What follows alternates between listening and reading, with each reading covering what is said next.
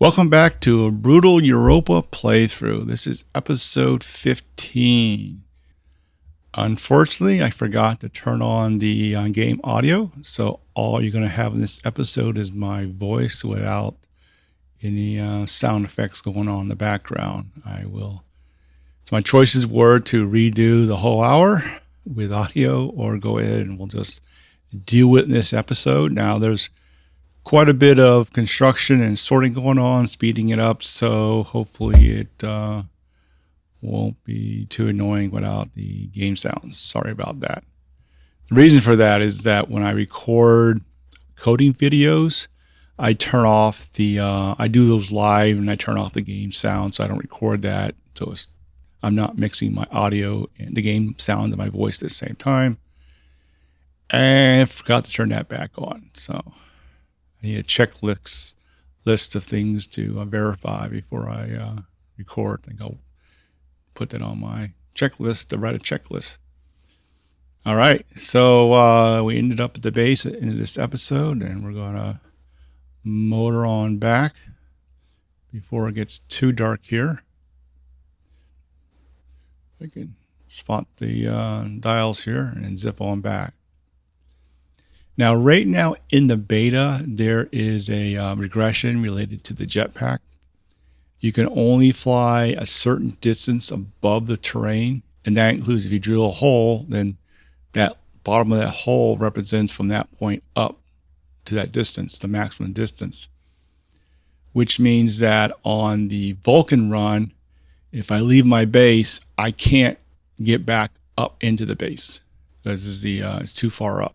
I missed it by a couple of grids. So it's well known. They're aware of it. They're going to fix it. But so it means that the Vulcan runs are blocked till it's fixed. I expect Monday they'll take care of it. A lot of people were whining about jetpacks being weird. Fortunately for Europa, that's not really a big deal. I don't have base floating in the air. And as long as I don't go into a deep shaft like the auto miner created, then I'm fine. And here we are zipping around, and I'm monologuing, so I forgot to speed things up. For this path, since we're almost there, we'll just keep it at normal speed and see as I dodge around the holes. Now, I was thinking about the holes. I guess there's you can do filling. You can refill the terrain back in. I've never actually used that tool, and this might be a useful scenario to sort of cap off the holes near the base, or at least the path going through there. Fix up the terrain a little bit. It wasn't for the fact that I'm getting close to just, making the full move away from this base. I would probably spend some time just filling the holes in. It definitely has improved my ability to navigate with the rover, so we'll look at as a plus here. Let's park it right next to the hole in front. Get a little away from that. Back it up. Just move it around. Yeah, I'm definitely getting better at driving this thing. So knowing my luck, they'll of course change the way it drives and then have to relearn how it all works again. All right. Now I can't see. And yeah, we'll pop it open. Yeah, so I noticed, something weird about my base.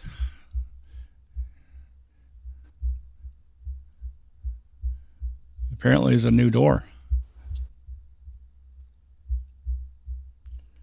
And obviously, I did a boo-boo in the last episode, and nobody mentioned it. 2 new doors, maybe more. Look around, see if there's any more doors. In the roof seems okay.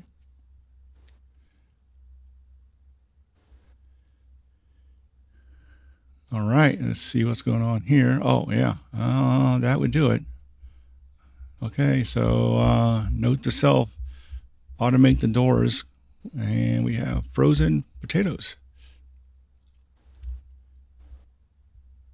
I guess it's pulling quite a bit of power. We don't have a full charge on our battery.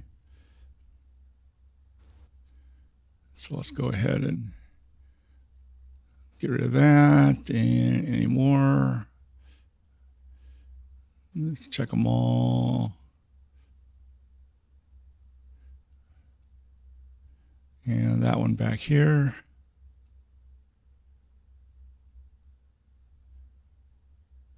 So just two. I don't see any damage on any other. They're just maybe they are glitching. I see the red showing up, so I guess I am taking some more damage.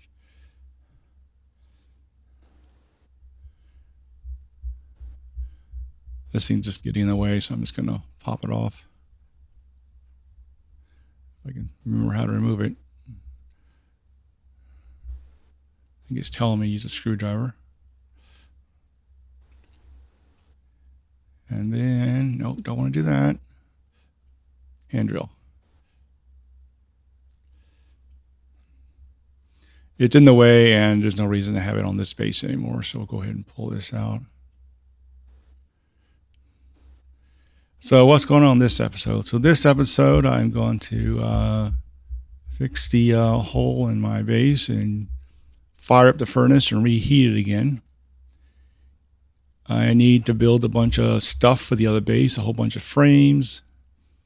And I'm going to build some atmospheric units and filters and some pumps and other various things. And haul it over there. And then go ahead and do some construction on the other base and start building it out. Yeah, I'm getting a little annoyed myself of going back and forth. So in this episode, I'll build more stuff over here, take it over there, expand the base out. But I think in episode 16, I'm going to come back here and print the full set of printers. I do have the autolate already there, but I'm going to print up the other 3 printers and the mods, because you'll see in this episode where I start building out a platform for manufacturing. And then I'll be able to, in 16, to put the printers over there. I'll build another furnace so I can start doing the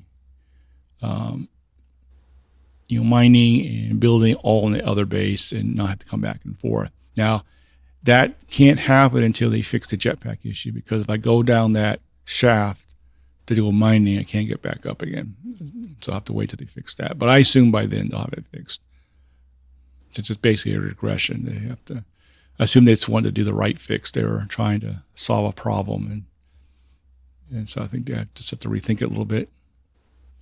Okay, I'm going to fire this thing back up again. Now the room is cold, so I don't have to go outside to split the volatiles. Nice thing about Europa, all the ores, all the ice is right there, and that just definitely makes things much easier.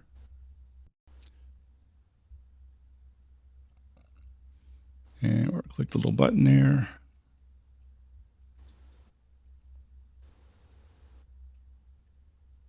So I realize I have that furnace backwards. So typically with all the built-in devices like printers and ovens, the input is on the left and the output is on the right. And so from now on, I'll make sure my crate furnaces, and I place them, I'll do the same pattern. I'll always keep the inputs on the left and the output on the right, which matches with the printer convention. This one's correct. So I have the input on the left and the output on the right.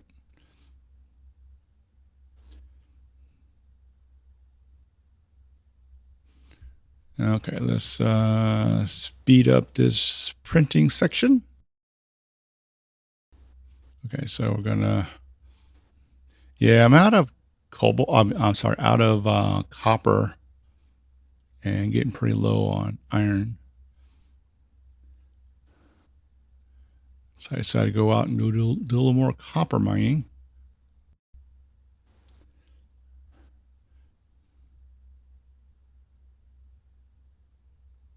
Yeah, just seeing a little too cold for silicon. I should have done that first.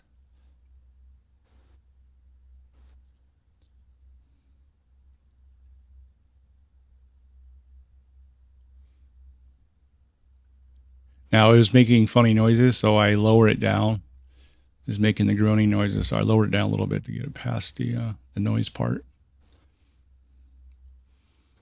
Okay, now of course I'm flying the opposite direction of the base. We need some more iron, so we'll go ahead and mine that out. You know, it does seem that the heavy drill is faster than the pneumatic.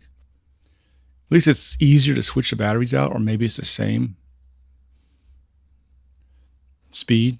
I just find the one, if you can upgrade up to the heavy, I just find that more convenient than pumping a tank up and all that.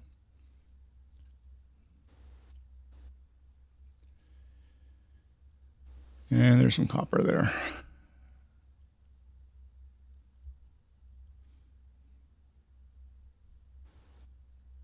Yeah, the new base is all going to be underground mining, so that should be interesting.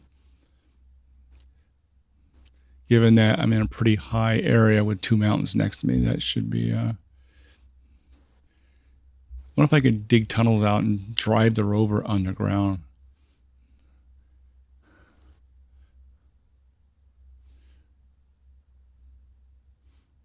One thing I was thinking of, it'd be nice to have portals to get around. Okay, we got a lot of copper. Let's do some smelting. Pop, pop, pop. Organize the ore. Okay, just plenty of copper now. Okay, make some atmospheric units. I need those because I want to be able to extract O2 out of the other habitat area, and I want the ability to pull CO2 out of that furnace I have in there for heating and use that to help the plants grow. So I need 2 of them for that at least. And then we'll get ingots off the ground. So now the future workshop will be enclosed, so I can leave stuff stacked on the ground and not worry about it flying away in a storm. So I think if I did this again, I would enclose this area earlier. I just thought, I didn't realize how much work it would take to set up another base. And of course, I have the constraint on the new base that I don't want to drill holes all over the place. If I just want to move to a new location and drill the F out of the area, all the surface area, then, that wouldn't be so bad. I can just kind of start over again. But in this case, I want to not do that. And I want to start off with a much larger structure, which means a lot of trips back and forth. Okay, so we are definitely warm. So making it cooler is easy enough. So I'll just let out some hot O2 and close the door, or open this door and let in some cold O2 and let it mix up. And I still have my little valve there that I can open up. But for a bulk cooling, I'll use the airlock for that.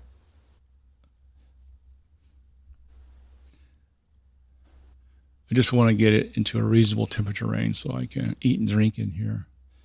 And I'll fine tune it over time. Next time over here, once I get locked in, then it will be okay. And got a potato over here.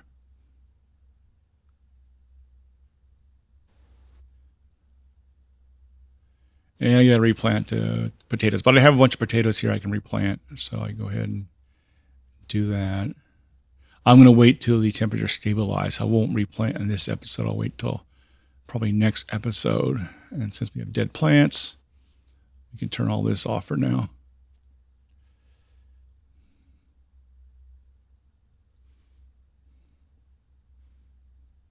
Don't need that on.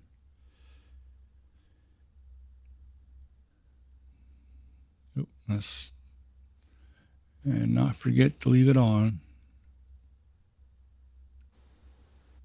Yep. Make sure that's turned off. I don't want to repeat that mistake and come back and it's already cold again.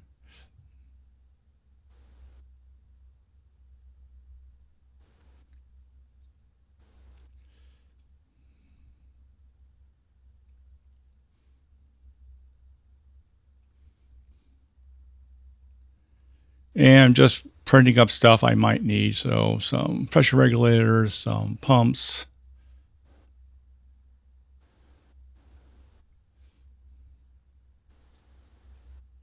Yeah, this is the first time I actually tried to do a base move, and yeah, it's probably not the most efficient way.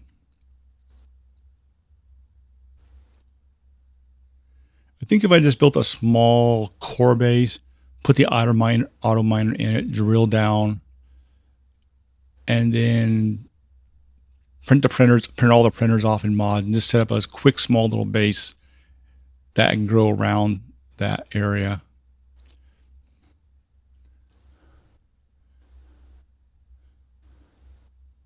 But it does showcase, if you want to do it this way, make multiple trips. Speaking of multiple trips, and this has been pointed out in the comments, you can put cardboard boxes in each slot of the crate, and this will give you a 4x multiplier in storage, and you can carry in your inventory cardboard boxes, which gives you a 4x approximately increase in your suit inventory. And I found cardboard boxes sort of painful to muck with, to load and unload and move around and open. I didn't find it straightforward. So I didn't use it, thinking, well, how many trips I'm going to make, But if you're going to make shoot for one trip, load everything up you need for a mini base and just drive somewhere and not come back, yeah, I think using the cardboard boxes would be the way to go. And just totally load up the rover, nice set of batteries, pick a direction, and just go and have everything you need to do to rebuild a new base from the rover kit. And that would be an interesting scenario is, what do you need in the rover to start off a new base from scratch without coming back to the original base again? Now, in Brutal, you start with one crate. So in theory, one crate with no cardboard boxes. So in theory, with two crates, you're far better off anyway. So you can just copy what's in the Brutal startup and put that in one crate. And then the other crate, put in extras and, almost restart the scenario. That'd be interesting. Multiple Brutal runs. So you can, when you travel to a new location, you only take in what you start with for the beginning of the Brutal scenario. And then you travel to a new region and basically you have a new Brutal start over and over and over.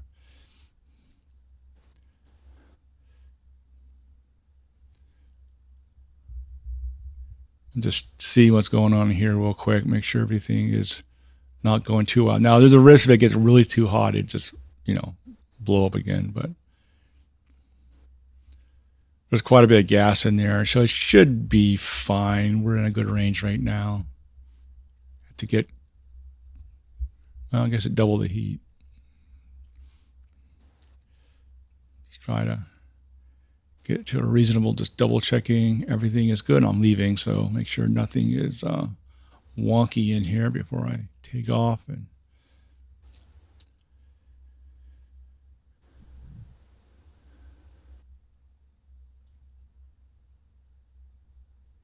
that's also why I didn't really invest in automation in this base, since I was going to sort of move on. Okay, everything looks good.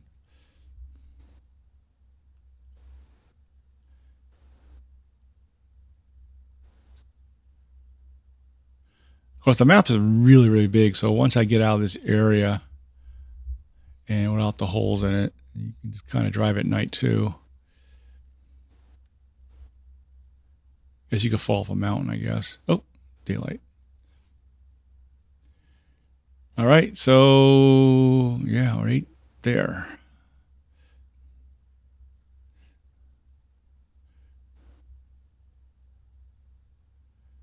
And we'll kind of squeeze through here. Pretend you hear the motoring sound of the vehicle running right now. And okay, so I think we are past all the holes. We can open this thing up and zip around. And we're at 3x right now.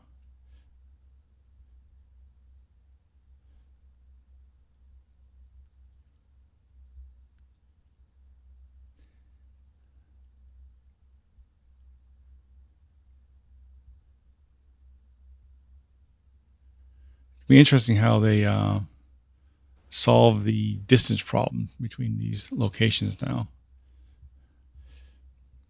Go to a fancier rover, a flying vehicle of some sort,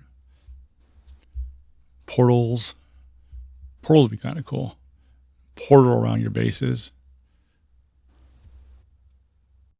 The problem is once you allow this much larger map and then allow creating, multiple bases, like 10 different bases with a bunch of automation, maybe rockets being automated at all these bases, that becomes a lot of overhead. There's just, you only optimize so much. And when you just throw a lot to do a lot, you can start having issues. So that's sort of the scaling problem I think they're going to have, is that they're going to enable people to do some really crazy stuff. And, it's just going to run the engine into the ground.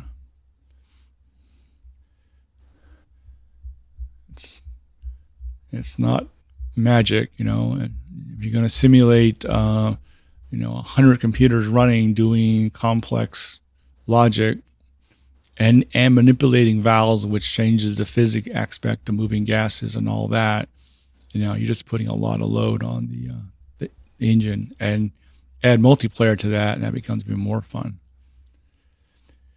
Now, for this base, I'm going to do some, I think, crazy things. So here I am spanning out the base because as I said before, I wanted to bring this out instead of a 5 out with the space. So I'm branching all that out. And once I sort of cap it, and I said I want from the outside, I don't want you to see any mining. You'll see a building, and this hole right there, for example, will be inside the building effectively. And I'm going to leave this gap open. I think I'm just going to put a floor on it or something like that. Grabbing more stuff here I need. If I put in like double doors, then I could, because with the airlock, you can now do a double wide airlock. And with that, you could drag the whole crates in. Of course, if you had a garage, you drive the whole thing in and close the door. But right now, you really can't do garages because there's physical interaction between the vehicle and grids right now. But at some point, I'm sure they'll fix that. Okay, the plants are slowly growing. It's a little chilly in here. I need to get it warmed up a little bit. I figure like on its own, it's going to warm up a little bit, so I don't really have to rush it too much. I have plenty of food, so going through and grabbing all the steel sheets.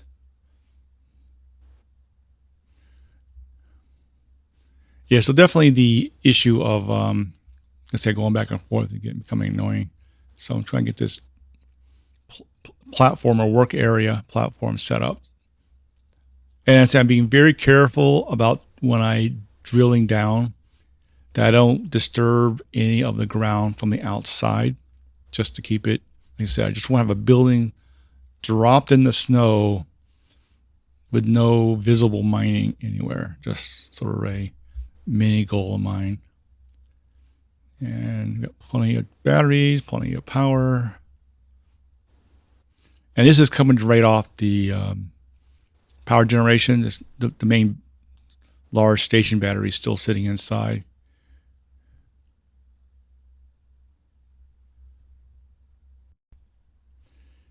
And back in. So I'm kind of jumping between building and getting all the crap out of the rover there. Going to drop this. I'll make it a little easier to get around. Take all this off. And we'll just drop these here for now.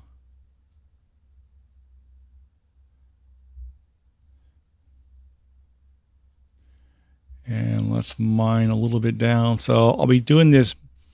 I'll mine a little bit. Once again, I said I do not want to disturb outside. So that's why I'm using frames all the way down. I easily use walls for this, but if I use a wall and I mine next to a wall, I'll potentially will mine outside and you'll see it. So I'm just going to be weird and go frame crazy here.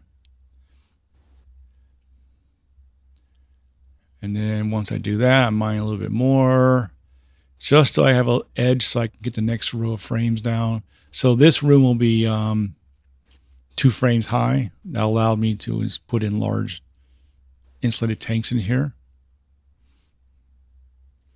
And then, so basically this whole platform, even where the turbines are at, they'll have this huge 2-story underground, work area, massive work area with a vertical shaft that I drill from the mining holes. You have this big work area with a vertical shaft going straight down.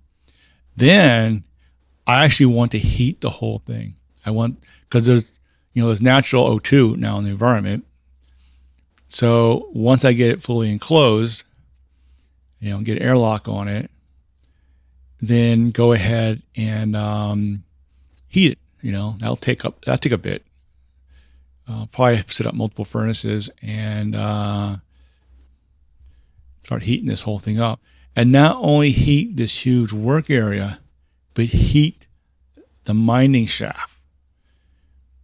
So I literally could do, and since my jetpack that has just O2 in it, I literally could go mining without a helmet. Think about that. Going down underground, mining ore without wearing a helmet. Has anyone done that before? Now, that might not work, right? There may be gas pockets. I mean, I'm deep enough that, in theory that, there's no air movement through there. And as I mine, of course, if I mine too quickly, I guess I could have a spot where there's not enough air. But the air should rush in and fill in the area. And then I'll need automation to keep pumping more oxygen into the environment, heating it up. So I have to set up some fancy heaters. So in my coding video, when I generated, I did the gas mixer and then I ignited it to heat it up. So that's a heating source. Hook that up with some automation with some radiators inside that come on and off to try to keep the inside warm. And it's a large space, so I have to really oversize this heating system. So can I maintain a helmet-free mining environment as I keep mining out more and more ore? Now, this does cause an interesting problem that if I now mine volatiles, for example, and the room is a normal temperature, I have to mine it directly to the mining belt, and I can't take it out in my hand or it's going to melt. So I can only do that stuff outside, or hopefully by then I'll just drop it directly into a chute or something to figure something out to deal with the ice without melting inside. Maybe have to create a little ice room of some sort to do that. That should be interesting. But that also, we'll see how much overhead that puts on the system. But to have the whole space fully breathable, including the mining area. So that's the kind of the goal right now is, can I build a large, breathable mining environment? And then for some horizontal shafts, go down and once they fix the jetpack issue, go down and set up the augers, which I guess they do horizontal. I've never set one of those up before, and run those out in all directions. So all 4 directions. So I have my vertical shaft going down to bedrock, set up an auger there, widen out, and have one go in each 4 directions, just straight out as far as they go. And that'd be a good beta testing for the beta terrain stuff. And then while that's happening, maintain a breathable atmosphere while it's drilling stuff out. I'm not sure what happened to auger finds volatile. So I may have to have filtration if volatiles. I'm just kind of thinking this out loud.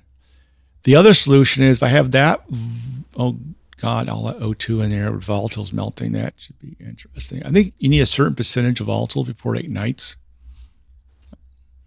So it's a little bit of volatiles, and I have filtration to pull that volatiles out of the atmosphere. Well, we'll see what happens. We're going to give it a shot. This is going to make it fun. If I blow up the base, I blow up the base. So that's sort of the goal, right? Is direction of, that's something you can do pretty easy on Europa as far as, because you have a lot of O2 and you got lots of volatiles for heating it. And so we'll just see how that goes. But for now, I need to get this area enclosed, get the stupid printers set up over here. I need to set up the automatic heating source over here so I generate the heat. And I also do want to get auto smelting. I've been starting to work on the auto smelting code. So basically, you kind of drop, the basic iron and copper and silicon and all that into a hopper, and it magically comes out as ingots. It figures it out. It degasses and smelts it, and you just have this flow of ingots pouring out. Super alloy part would be, later, but this would be the basic stuff. And that will speed things up. And that is mine. Throw it in there and go with that. And you can't hear, unfortunately, because the sound is not recorded, but I'm in a storm right now. So the storm hit, and I'm now worried about how do I get to my rover? Is my rover still there? And I really should have built some stairs.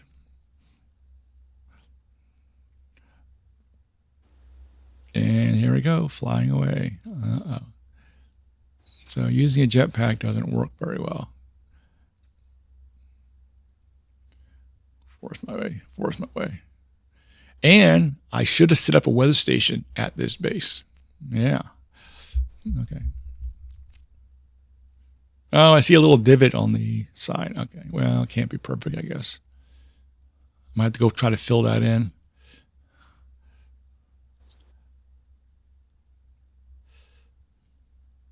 Okay, it's not been totally blown away yet.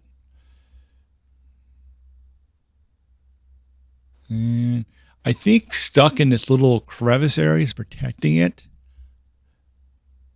because it's not like out in the open. I should have done this, because if you deconstruct with a drill while it's mounting, it goes directly in inventory. Okay, I got that.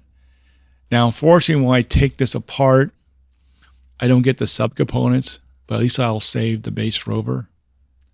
I think I have the right stuff to rebuild it. Yeah, this is a good time to have a staircase. I did think about making some stairs, building some stairs at the other base and bringing them over. Okay, so we hopped over here, and I'll just lay down a frame right here, and that allows me to walk over to the other section.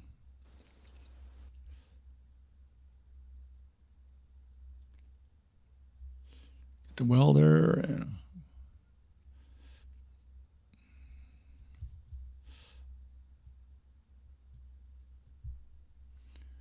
And hopefully it stops once they're in the airlock.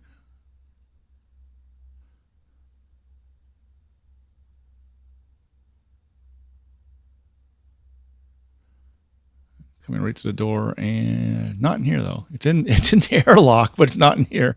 That's kind of interesting. Okay, get my helmet off, and of course the locker blocks the light. Any more lights in here? And we got a little bit of storm coming to the edges there. Have to eat a cereal bar. I could have brought some potatoes over from the other base, or baked potatoes. Trying to find that water fountain.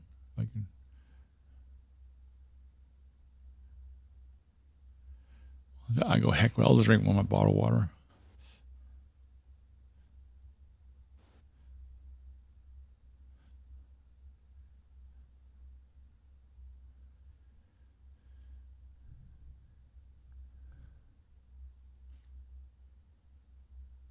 Okay, at least I cleared my hygiene now. So, and it's 11 Celsius in here.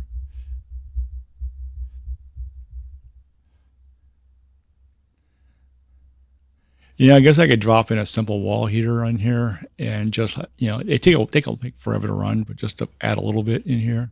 Because they take forever, you kind of leave it running and it's not going to like go crazy. Okay, well, I can't see anything. And yeah, not enough CO2. So I got to get this done to get the CO2 pumped through.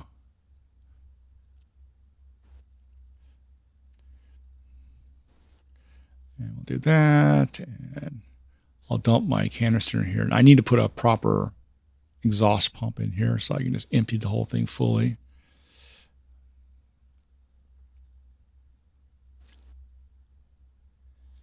And do that.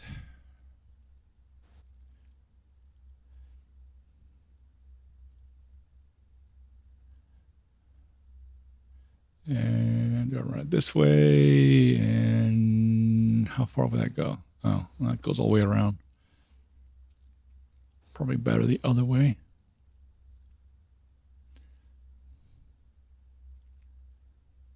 So my initial thought is I would run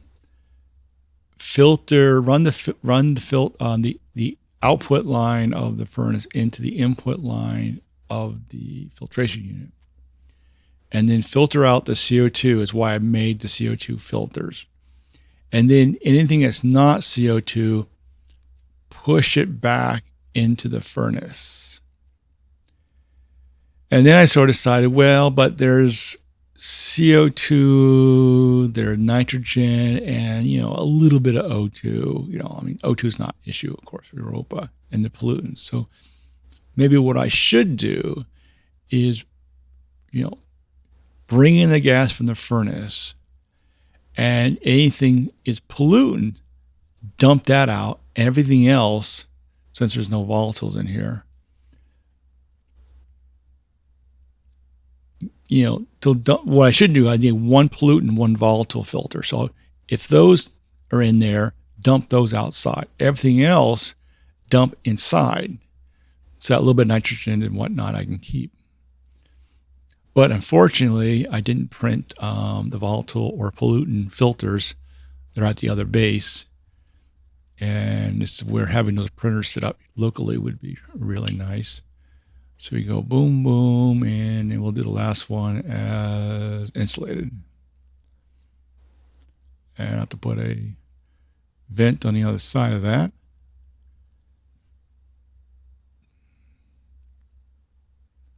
And there's a cowl that we printed, so we can put on the back of here. So that little bit of nitrogen that builds up from the ice can vent into the room.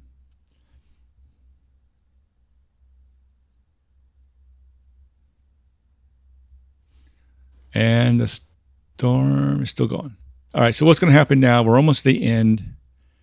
The storm is going to end in a few seconds, and then I'll just end it there for this episode. I said sorry about not recording the game sound. I said I really didn't want to redo the whole episode again, so hopefully next time I won't forget. It's the first thing I forgot doing that, so.